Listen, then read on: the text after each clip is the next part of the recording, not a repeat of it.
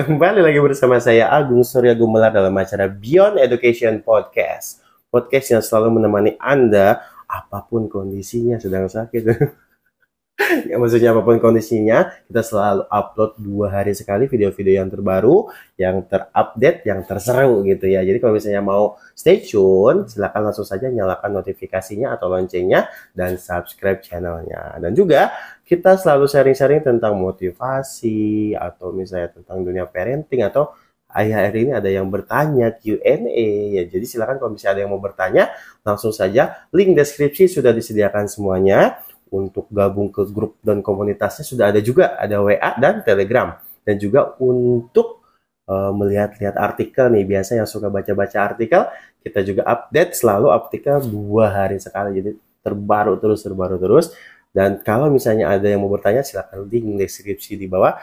Yang Gmail atau yang Google Form silakan diisi untuk menanyakan sesuatu. Silakan langsung ke sana aja. Nanti kita akan bahas melalui video ya, seperti itu. Dan juga kita hadir di Spotify. Silakan dengan kata kunci Beyond Education Podcast atau Podcast Beyond Education gitu kalau nggak salah ya. Balik-balik lah. Jadi langsung saja dengarkan kami di sana suaranya saja. Dan pada sore hari ini bersama dengan Pak Doni. Halo teman-teman semuanya, gimana gue? Ada yang bertanya nih Pak, viewers kita. Viewers kita kayaknya nambah banyak nih Pak. Oh, alhamdulillah. Ya, semakin bermanfaat kita ya. Iya. Apa kita harus sulap gitu Pak biar tambah banyak? Oke ini Pak, jadi ada pertanyaan dari Ibu Merlin. Bu Merlin, apa nih pertanyaannya, Gung? Dia bertanya di hari Senin Pak ya. Pertanyaannya adalah, saya ingin menanyakan tentang bagaimana cara perencanaan keuangan keluarga. Caranya ya? Iya. Terima kasih. Nah, jadi tentang perencanaan keuangan keluarga nih Pak. Biasanya kan kalau dalam keluarga gitu ya, terkadang ya masalah keuangan ini ada sesuatu yang krusial. Iya, kadang ya, menjadi polemik gitu jadi ya. Polemik juga, terus kadang juga kita tidak memikirkan itu. Iya, kita anggap sepele. Iya, karena kita dulu pas mau nikah, itu ya udah nikah aja gitu. Ya nikah aja, urusan belakangan semuanya. Iya, gitu kita masalah keuangan nanti aja dulu gitu. Jadi gimana nih Pak? Bagusnya seperti apa Pak dari mulai sebelum nikah atau bagaimana perencanaan keuangan keluarga? Ya. Kira-kira Pak. Oke.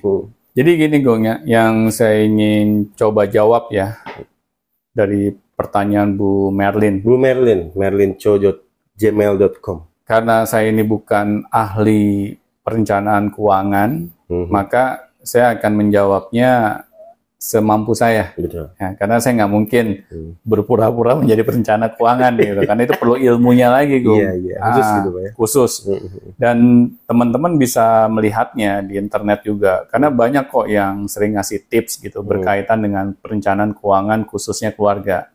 Jadi teman-teman bisa lihat di sana, bisa dilihat di YouTube, ya atau di blog ya, artikel-artikel yang kita bisa lihat.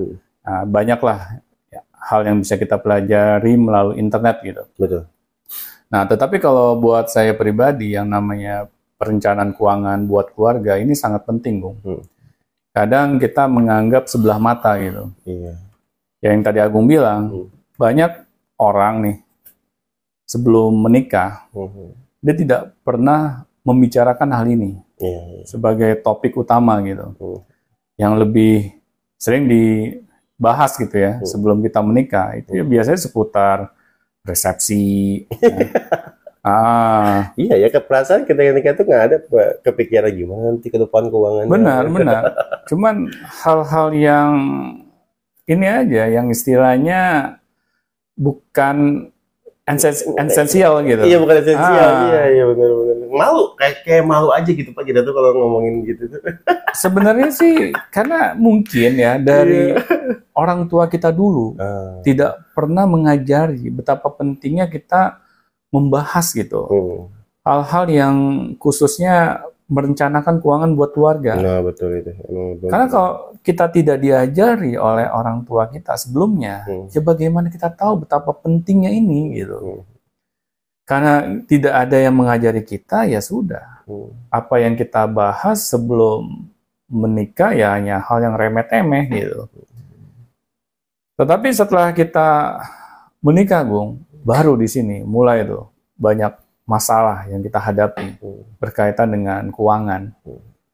Apalagi kalau kita dengan pasangan kita tuh bekerja gitu, sama-sama memiliki penghasilan. Nah, iya. Nah, di situ mulai terjadinya polemik. Si suami merasa ini uang saya pribadi, karena ini hasil dari jerih payah saya, hasil keringat saya, dan pasangan kita juga berucap yang sama. Nggak nyambung. Nggak nyambung. Kesannya kayak kita ini masih pacaran. Iya, gitu. Masing-masing. Masing-masing. Iya. Pas kita sudah satu atap, baru deh kita kebingungan gitu. Kita mulai memiliki yang namanya pengeluaran, ya, khususnya pengeluaran keluarga. Ya dari jenisnya macam-macam gitu. Di sini kita mulai kelimpungan. Bagaimana kita menyikapi pengeluaran-pengeluaran yang ada. Padahal ini harus ditanggung bersama. Iya, gitu. Kan nggak mungkin gitu. Uang suami, uang istri. Iya, nggak mungkin egois gitu ya, iya, Pak. Jadi pakai uang kamu aja bayar. Iya, benar. Nanti lama-kelamaan misalnya si suami merasa bahwa kok semua pengeluaran saya yang nanggung, padahal istri bekerja misalnya. Mulai itu dia merasa tidak adanya keadilan. Nah, disitulah yang saya takutkan gitu ya. Suami mulai menuntut istrinya berkaitan dengan pengeluaran, bahwa istrinya ini kok nggak ikut membantu gitu, padahal kita sudah menikah. Nah, karena tidak ada perencanaan, nggak ada ilmu keuangan dalam keluarga, akhirnya sudah ujung-ujungnya keluarga kita ini selalu diliputi dengan ketegangan. Masalahnya mau sampai kapan gitu? Iya, betul. Kan long last ya, Pak. Iya, kan menikah itu selamanya. Selamanya, iya. Jadi bingung. Coba cerai mungkin. Iya, tapi apakah itu yang kita inginkan? Iya, betul. Cerai dengan pasangan kita akibat masalah keuangan. Kayaknya ini banget gitu. Suatu alasan yang remeh-temeh banget. Iya, remeh banget ya.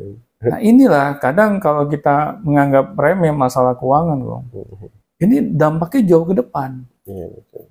Apalagi kalau hal ini terus kita pertahankan sampai kita memiliki anak. Nah, itu mulai lagi kan, ada biaya anak. Benar. Ada biaya anak, ada biaya yang lain-lain gitu. Apalagi kalau kita dengan pasangan ribut di depan anak, berkaitan masalah keuangan. Akhirnya anak melihat, ini kok kayaknya ayah dan bunda gue yang diributin masalah duit mulu. Bener. Nah, akhirnya kan anak jadi merasa bahwa duit ini sumber masalah. Dan itu masuk ke alam bawah sadar dia. Bahwa dengan adanya uang ini membuat keluarga saya jadi tercerai-berai. Ini akhirnya menjadi mental block buat anak kita ke depannya. Ketika dia berurusan dengan yang namanya soal keuangan. Ini yang kadang kita sebagai orang tua nggak sadar gitu. Kita ingin misalnya keluarga kita sejahtera, ya makmur. Tetapi kita tidak pernah mau merencanakan dari awal. Bagaimana sih menyikapi yang namanya keuangan di dalam suatu keluarga. Kalau misalnya suami bekerja, istri bekerja, bagaimana menyikapinya. Ini yang harus kita cari solusinya, Gung. Kalau menurut saya, solusinya itu simpel. Harus ada yang namanya keterbukaan antara pasangan. Open gitu ya. Ya, kita harus open management lah istilahnya. Jadi manajemen itu bukan hanya di perusahaan, tetapi di keluarga juga. Betul. Si suami ceritakanlah berapa penghasilan dia sejujurnya ya. Jangan jujur kacang hijau gitu. Itu bubur, Pak. Nah, ya. Terus istri juga harus menceritakan apa adanya, terbukalah dengan pasangannya gitu. Jangan kita ada rasa takut gitu, malah kita sembunyi-sembunyi, kita nggak jujur apa adanya. Misalnya kita memiliki penghasilan yang lain di luar kerjaan kita nggak mau cerita, karena kita takut suami kita minta gitu misalnya. Nah inilah yang harus kita coba pupuk gitu.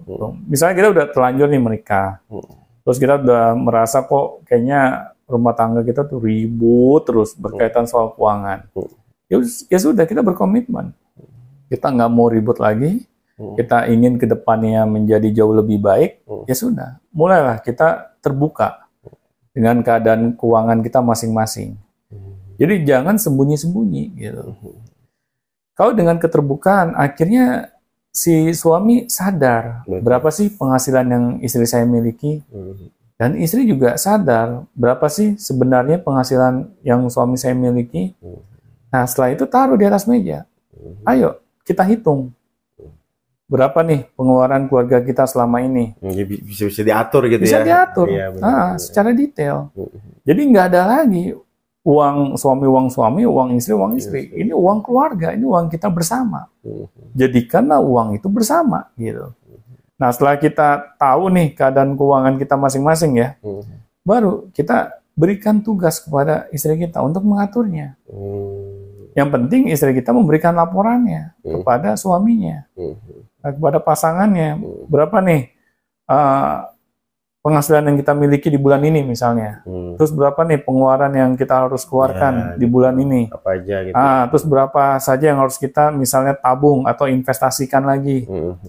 Nah, jadi enak gitu. Kalau ada keterbukaan seperti ini, jadi kita nggak takut-takut lagi.